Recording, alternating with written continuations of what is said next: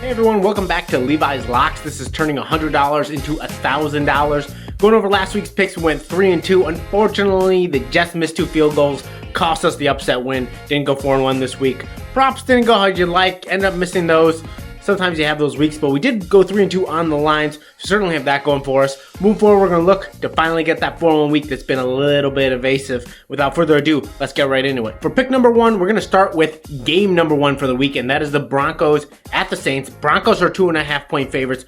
We're taking them. And mind you, again, this is at the Caesar Sportsbook. It's when I place the bet. That's all I can go on. These bets fluctuate all week. The Saints are on a free fall right now. Their defense, pretty good, but it sure has its weaknesses. Gave up way too many yards to a Chiefs team that had a lackluster receiving core considering who was healthy, and their offense has struggled mightily, and it does look like Rattler might be the quarterback again. If that's the case, since it's a short week, you certainly expect the Denver Broncos defense to take advantage and John Payton to be in his bag for that. And for pick number 2, we're going to go with an underdog again. We're going to take the Seahawks at plus 122 moneyline underdogs against the Falcons. The Falcons, they got lucky a bunch of times. Against the Buccaneers, they were extremely beat up. And because they were extremely beat up, Todd Bowles played a weak, soft zone defense, which is perfect for a guy who's 37 and towards Achilles, and clearly doesn't plan to throw the ball downfield as well, but he can certainly read his zone. So they played a defense to his strength, and he took advantage of that. And even then, it took a bunch of stupid mistakes, questionable flags, and winning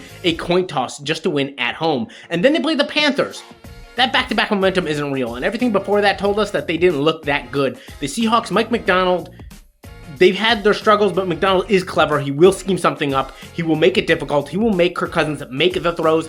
I think they're going to struggle a bit with that. He's certainly going to make some mistakes. And on the other side, the Seahawks offense is playing well, and the Falcons defense just really isn't all that good. As such, I expect the upset for Seattle this week. They need to win certainly a lot more than the Falcons do right now. For pick number 3, we're going to pick one of my favorite teams this year, the Tampa Bay Buccaneers, plus 162 underdogs against the Ravens. I know, you're thinking the Ravens look so good right now. How could you not pick the Ravens? And yes, I'm a bit of a homer in this regard because I just love Baker and I think he's playing so phenomenal. He's one of those top guys in the league right now. Quite frankly, when you look at it, first of all, I expect Baker to continue to do well because also the Ravens' pass defense hasn't looked all that good. On the other side of things, the Ravens heavily rely on the run game. The Buccaneers' run defense is really good, not to mention Zion McCollum playing such great ball. You'd expect him to be one-on-one and Zay Flowers and expect Lamar to have to make a lot of plays. You would think that the tight ends would have their moments for sure. The Buccaneers haven't been as good against the tight ends ever since Servatia Dennis went down, but that's asking a lot. More likely where Lamar can get them is with his feet since they don't have a super fast spy.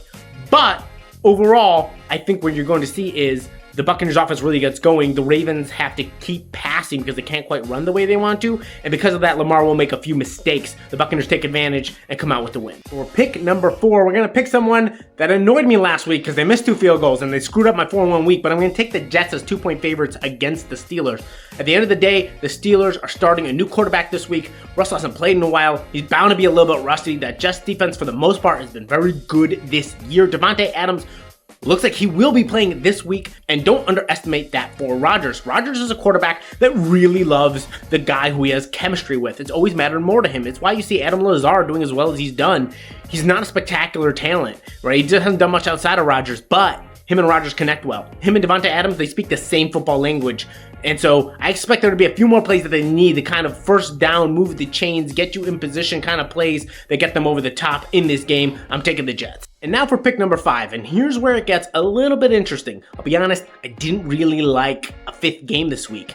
A lot of these games are a little shakier this week, and certainly pick number 5, I was having trouble. I decided if I'm not picking a game I love, I'm going to take a sneaky underdog that can give me upside. So I'm taking the Patriots on the money line against the Jags at plus 205. The Jags aren't good. Neither are the Patriots, don't get me wrong, but neither are the Jags. They're certainly not good. They're a really bad team. And they've got their win. They turn around and get clobbered by the Bears because they got their win. They're going to play the Patriots. The Patriots defense has not been great, but it's had its moments at least.